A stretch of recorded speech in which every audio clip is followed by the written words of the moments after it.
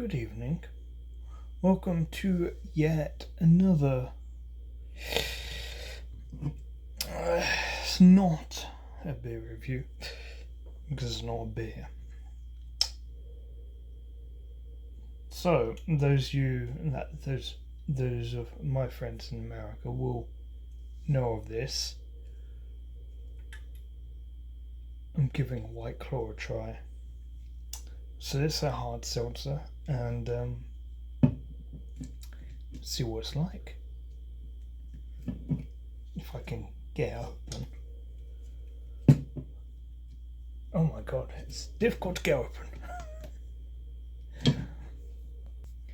Okay, so this is a blackcurrant variant.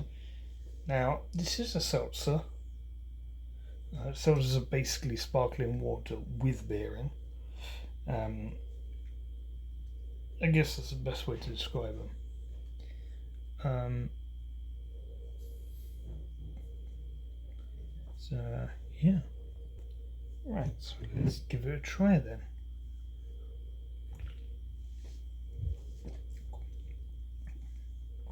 Okay, it's not bad. Definitely a seltzer, I can tell you that for sure. It's a 5%.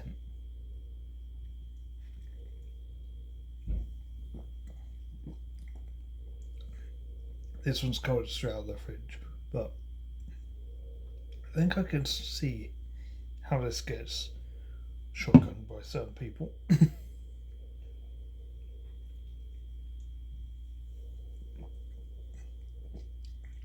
It's a lot of bubbles. Ooh, it is. You know what? I hate to say it, it's actually pretty nice. Can't believe I'm saying that.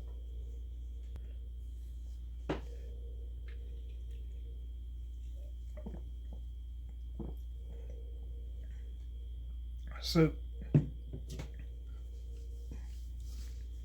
whilst I've been on holiday, except for the first day, I have been fortunate enough to see orcas every single day since I've been here, which is absolutely phenomenal. It's better than I could have ever hoped. I thought when I came here, I hoped I would see them at least once. See them every single day, aside from the first one. Now, admittedly, there's a day next week where I'm not expecting to see them. Because there's a day where I'm taking a bus around the island, like exploring certain areas. I will be spending 3 to 4 hours in a whale watching spot from the coast, the best coastal whale watching spot in the world. But being on a boat, they almost always know where some are, so you have that advantage. So it's so surreal because I'm on the sea with them, and it's not hitting me as strong as I thought it would anymore.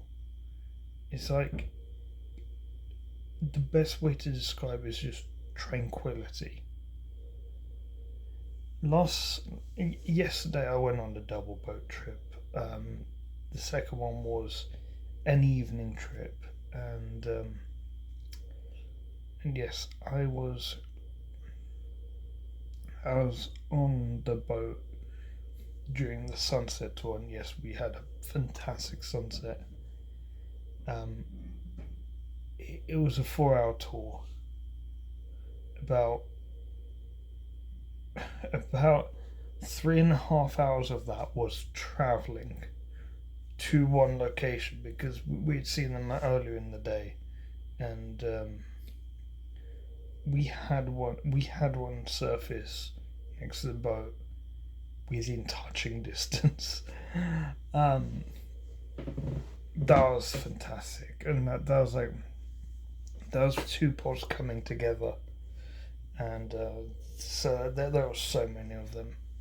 But then last night's sunset tour was like the sun was setting, it was like low light, and there they were, and all the engines of the boats were turned off. We had some in front of us, some to our right, some to our left. We had them all around, and we could hear them. We could hear them surface, take a breath, and that was all you could hear aside from the water moving.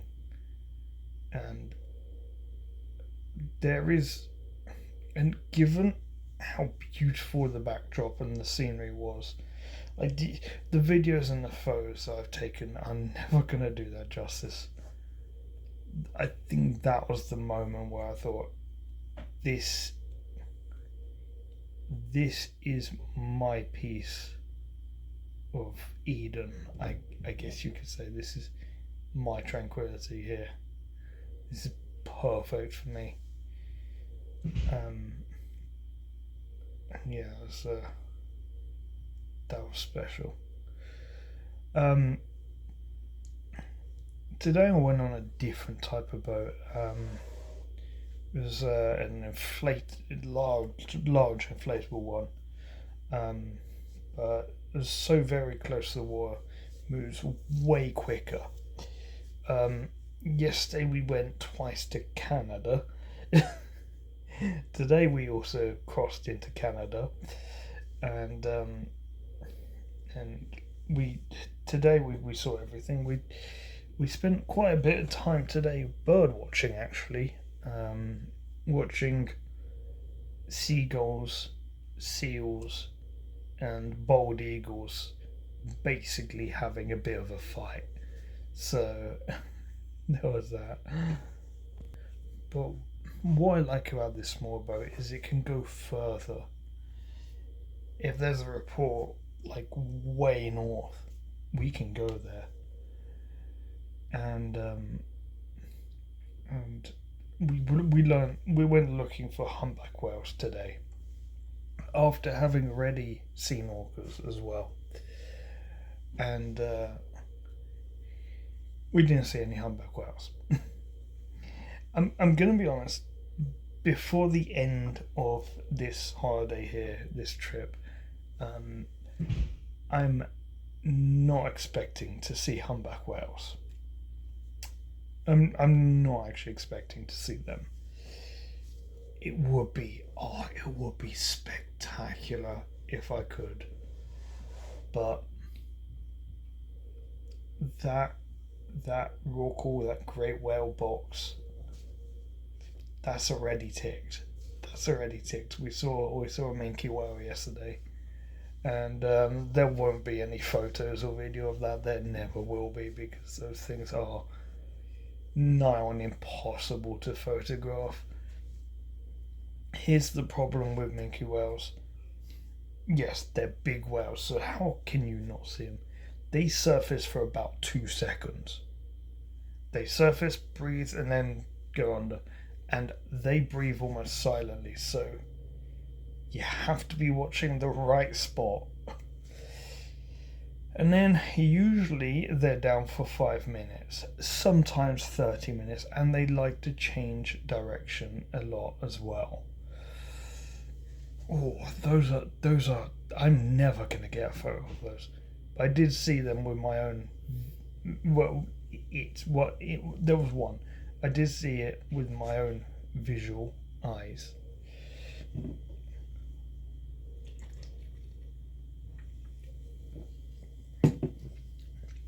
It's kind of turning into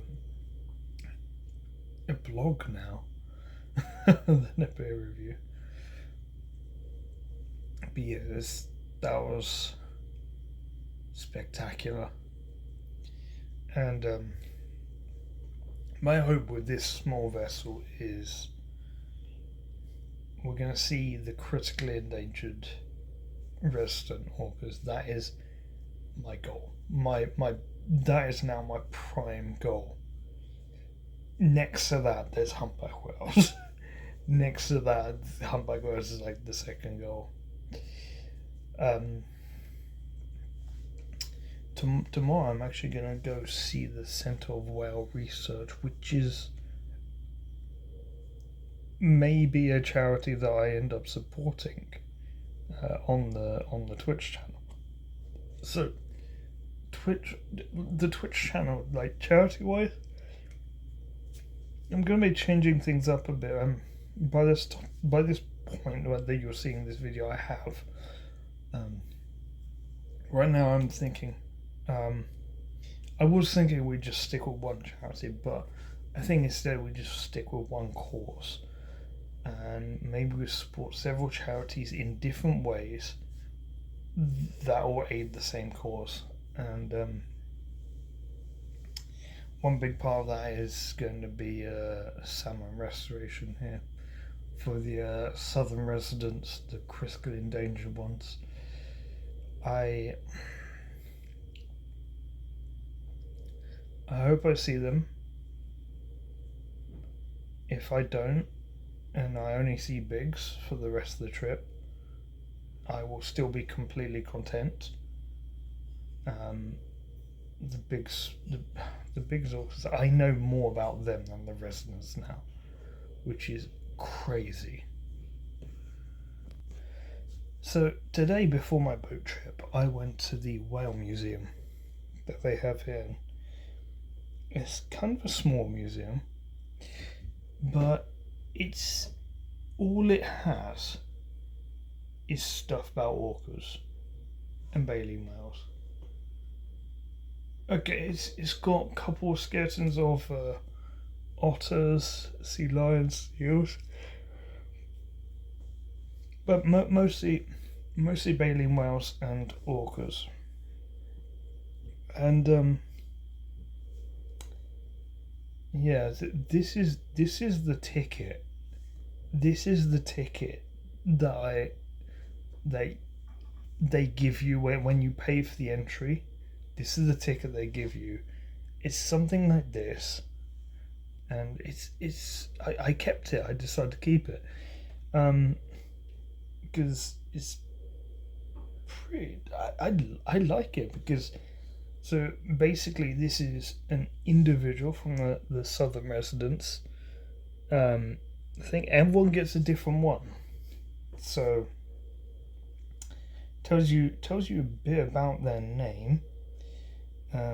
This is Bellina L90, born in 1993, so 1 year younger than me. Says Bellina is the Spanish word for whale. The orca is often referred to as Ballerina pinta, the painted whale. And I think this is a bit of an American thing that they do. I don't know if they do this elsewhere, where the back of the ticket they actually give you stuff to go and find out. I guess it's basically it's like a mini quiz, but like you don't give your answers to anyone. But it's like, I guess it's kind of like a motivation for you to go find this stuff out for yourself. So I've got 3 questions, and the ticket's got a lot of things of like how can you help out, or like things like that. And okay, so the 3 questions we have. Who were Ballerina's mother and brother? Now, they had this fantastic board. Honestly, frankly, astonishingly good. It was a complete flow diagram of the entire southern residents and their family lines and lineages and everything. And it was like, oh my god, it was so well done. And you'd use that to answer this first question, which, her mother is L61, I think, and her brother L89, I want to say. Because she's L90. She's got multiple brothers. I think I'm probably wrong. I can't remember off the top of my head. How did orcas come to be called killer whales? Now, okay, so this is. I could answer this here, but from the thing I got from the exhibits was different than what I knew already. So they're actually originally named in Latin, Orcinus orca, which means in Latin, because in Greek this means something else. In other languages this means like of the underworld, something like that. But in Latin this means whale killer, because these hunt whales, so these kill whales, and it's actually a mistranslation. That's why they're called killer whales. And however, they don't cover that as the Latin thing in the Whale Museum. They've got a different explanation.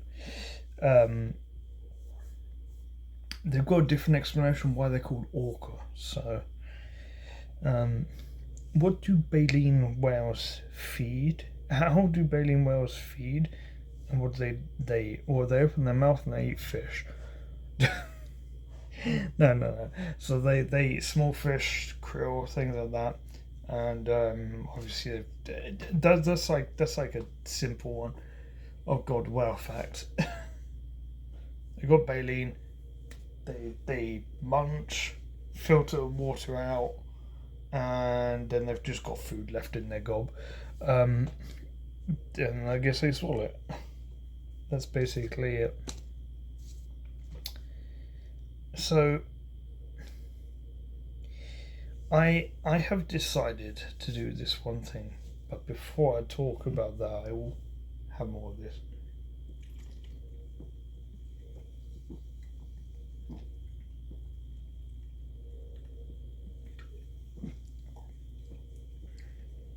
Oh, that is nice for a seltzer. Oh, that's going to be difficult to rate because I downgrade seltzers. I just do, but like if you like seltzers and you're trying to use this as a guide of me like giving a seltzer grade, dunno.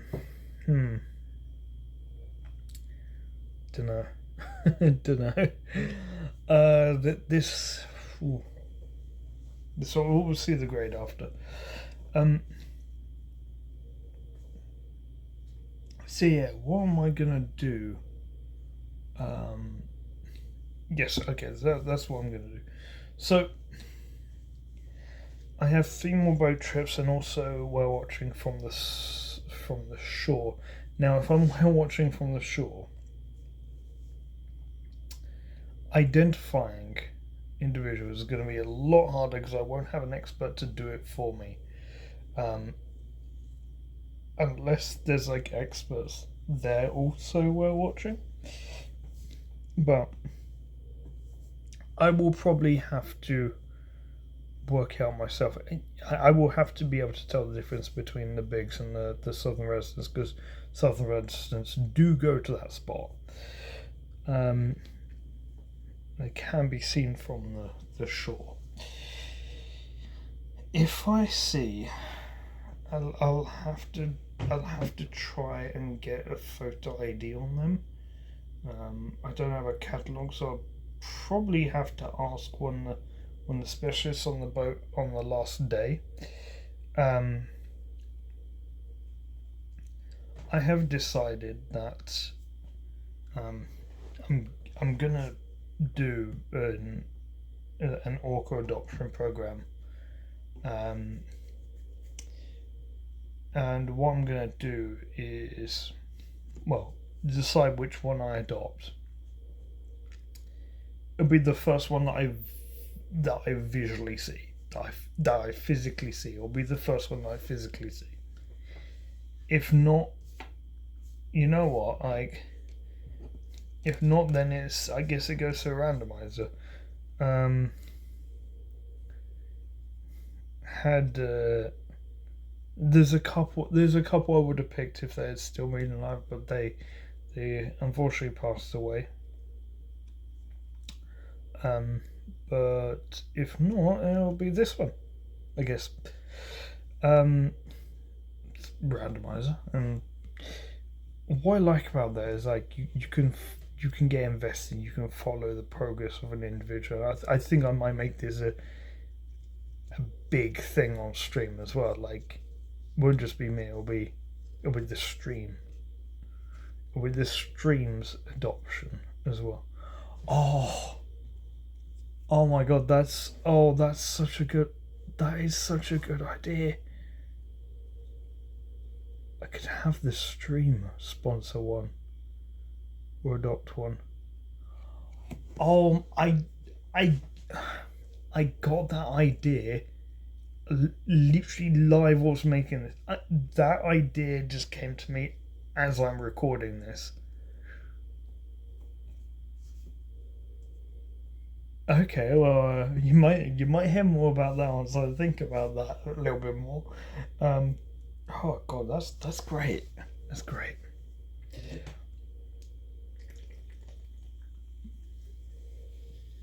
But yeah, it's the money goes towards conservation, which is the important thing, and I really liked that museum because like they've got information and stories about so many different individual orcas that have lived. They had the grand matriarch of the whole population. Um, they had her son, which he was probably one of the most physically iconic and recognizable orcas in the world. I wouldn't say the most because I want to say that anyone that knows orcas probably knows the one in Argentina a little bit more. Ironically called Mel. Hey, someone watching might know Mel. But so they had him. They also had Luna, which.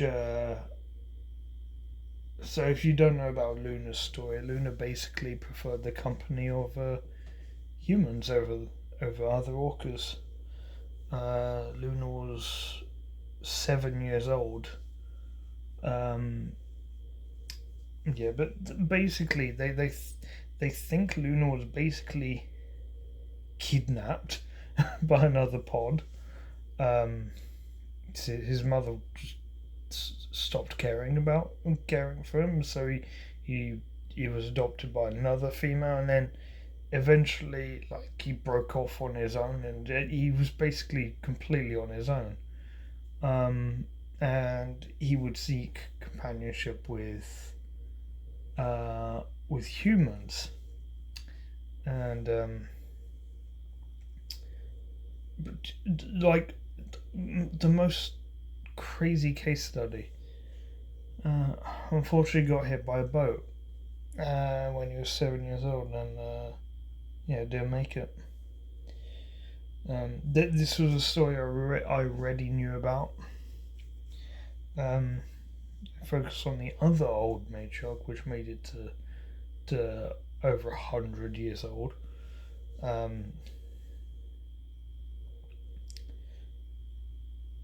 Then there was the first orca that helped with the first orca that was instrumental in Dr. Robert. I'm getting the first names mixed up. Dr. Michael Big, and because he came up with a catalogue for like identifying each individual orca based on the it's basically a photo like this, where you can tell exactly what orca it is based on the shape, based on like any physical scarring or knocks in the dorsal fin, because the dorsal fin does not heal itself. It does not like repair any kind of gaps in it. And the saddle patch as well, and they can also do with the eye patches as well now, which is something new to me. That's something I didn't know about. But yeah, I did know about that orca. That was the first one that helped Dr. Biggs discover that, and that's fascinating. That is fascinating. There's so many stories about that, and it's of course they had New York. That was in Miami Seaquarium, Toki Day. She was going to be released back into the wild. Unfortunately, she died last year, and pretty remarkable stuff. That apparently that was the only day, like the day she died was like the only day in living memory that like the entire population came together. And it's like she died in captivity. How the hell there's something more going on there, because how do they know? And I do believe there's something more going on. But yeah. Anyway, more of this.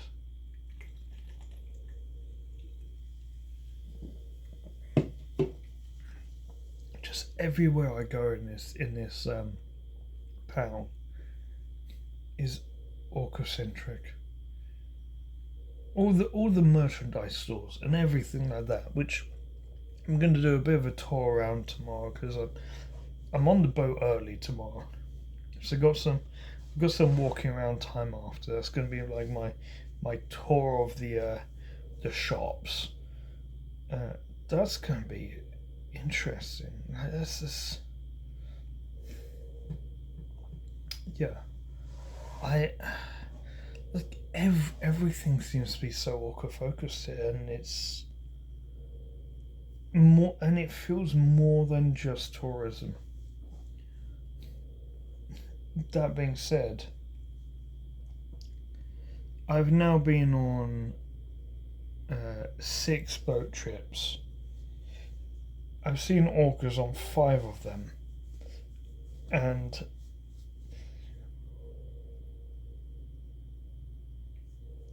I mean, the group we saw today was the same group. That was like the first group I ever saw. They seem to be local to here at the moment. Maybe I'll see them again tomorrow. I mean, I'd be okay with that. They have something special for me for being the first orcas I've ever seen. So if I could adopt one of them, I would. But they don't need it. Those ones, the big orcas, they don't need the conservation pushes. It's the southern residents that do. Now, you may think, well, actually everything needs conservation. But if you put conservation towards the southern residents, it's going to help out everything anyway. Because if it's something to do with the environment is, it's the same environment. They share the same habitat. If it's something to do with the food, well, the bigs don't have any problems with that whatsoever. They got a lot to eat here. The southern residents, not so much, and that's the main drive of like conservation, and yeah, salmon here is a keystone species, and there are not a lot of places in the world that you can really say for certain that there's a keystone species. But here it's like they really are. Like without the salmon, there is no ecosystem here. There just isn't. Well, shit. I'm gonna have to splice this video now. I pressed stop instead of pause by accident. Well, unpause actually.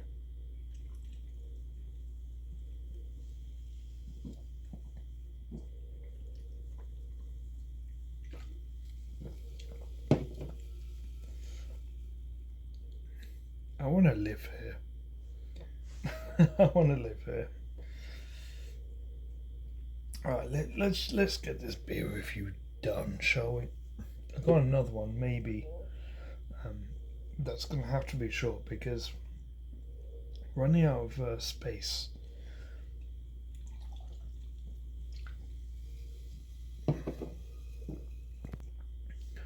What I find also interesting is that since the death, the 100-plus-year-old matriarch of the southern residents, they've been acting completely different. Which, I mean, there's a study in and of itself there.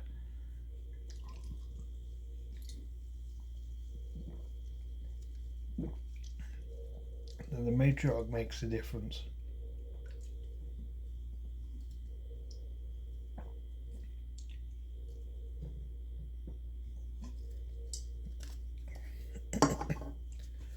Okay. Well, this was nice. Stand-up test. 5%. It's actually hit me more than I thought.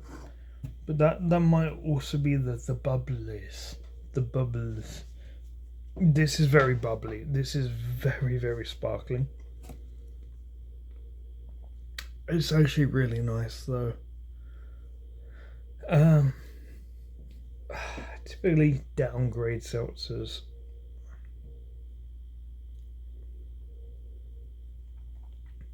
Okay, as a seltzer, I'm gonna upgrade this by 1, just because it's like I would have given this an 8. But I think anyone that likes seltzers, I don't know, this could be a 9. So I'm giving it an 8. Me personally, I'm giving this an 8 out of 10. So yeah, thank you everyone for watching, and probably recording another one before the big one. Thank you everyone for watching, and I'll see you in the next one.